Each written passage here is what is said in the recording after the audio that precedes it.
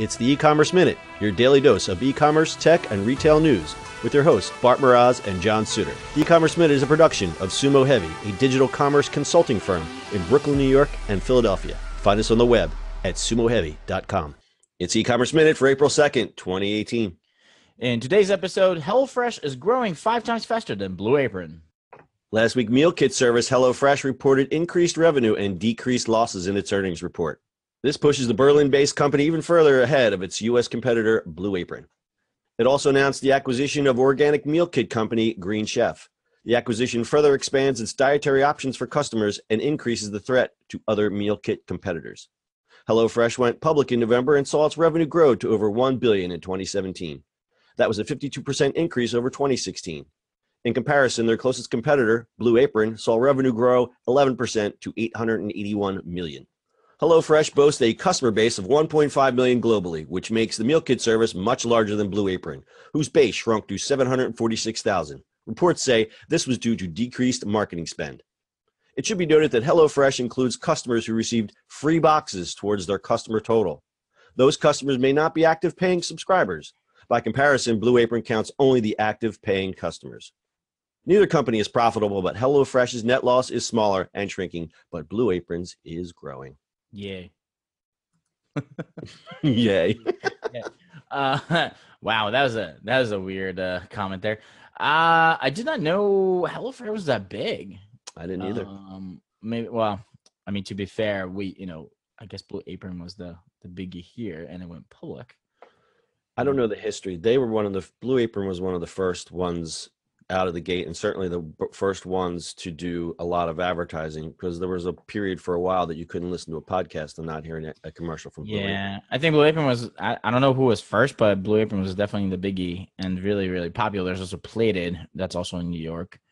And then, tons of other ones. Green Chef is around. So we've talked a lot about these meal kit services. I think what's going to happen is, unless any of these start spending a lot of money on advertising, it's going to get real crowded, because now even Walmart is doing meal kits. And I think the meal kit thing is catching on. But there's a lot of things that I read is that people subscribe and then they just go, and then they drop off. So they have a lot of customer churn, which is not really good unless they can make up for those losses by signing a new customer for every one or two that drop off.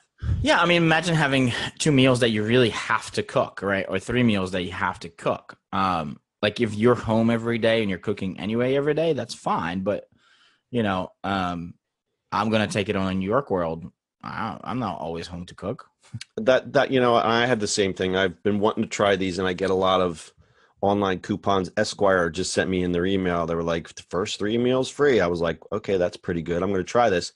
And I keep putting it off because I can't predict exactly how my schedule is going to be. And me and the lady friend, like, we're kind of on sometimes different schedules, and I'm really against 2 things: wasting money and wasting food. So that's I don't like wasting food either. So, it's hard enough for me to order some stuff to like just cook when I can.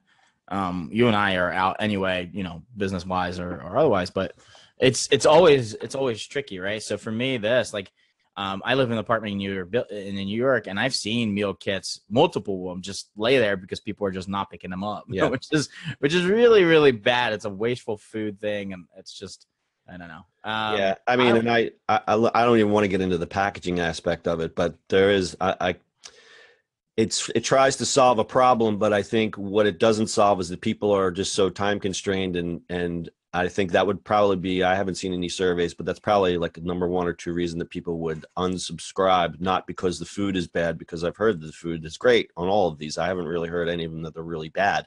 It's just that I bought this, I thought it was going to save me time, but if I'm not there, what's saving time when I'm still throwing food out? Right. Yeah, I don't know.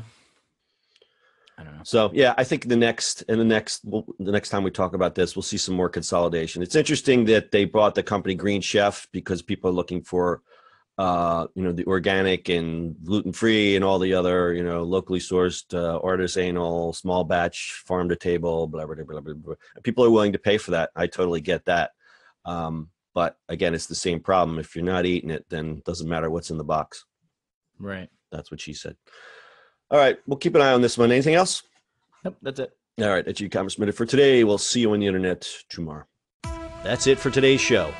If you like the show, do us a favor and subscribe, or leave us a review on iTunes. And don't forget, you can now listen to the E-commerce Minute on your Amazon device. Just add E-commerce Minute to your flash briefing. And finally, if you have a comment or suggestion, or just want to say hi, find us on social media at Sumo Heavy.